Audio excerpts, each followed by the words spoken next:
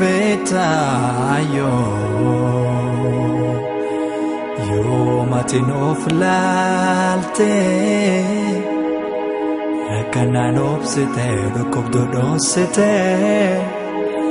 nov jirate male jurukan kedifte ayo galat kanke akamini debisa omreki yagoto siyama sifarsa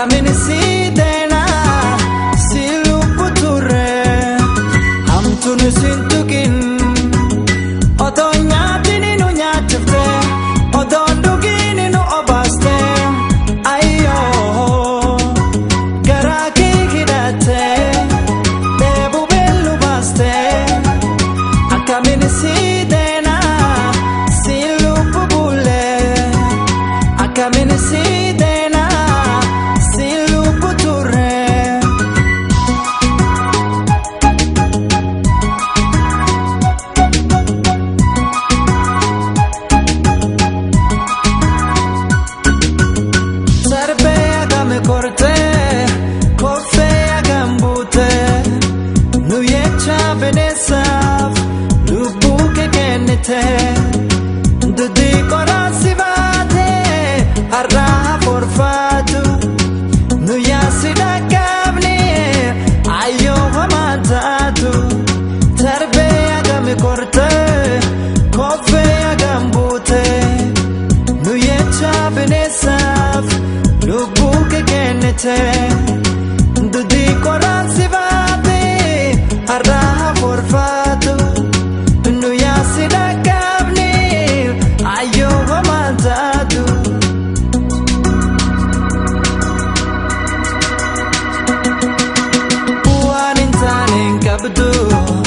daltenu godisuf namana baramte gammachu kengutuf ibidangu batte duyetatu fatamte abamalenu gudifte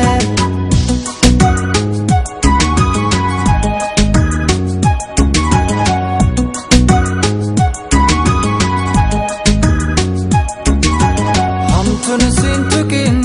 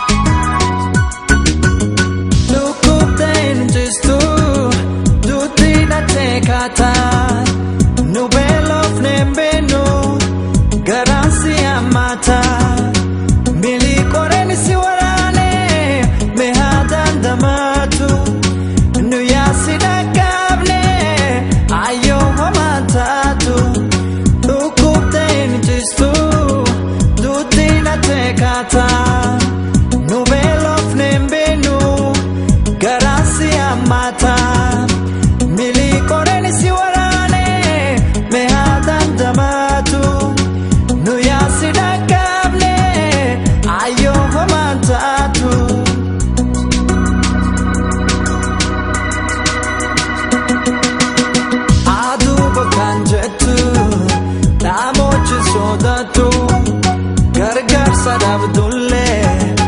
abdii guutatu.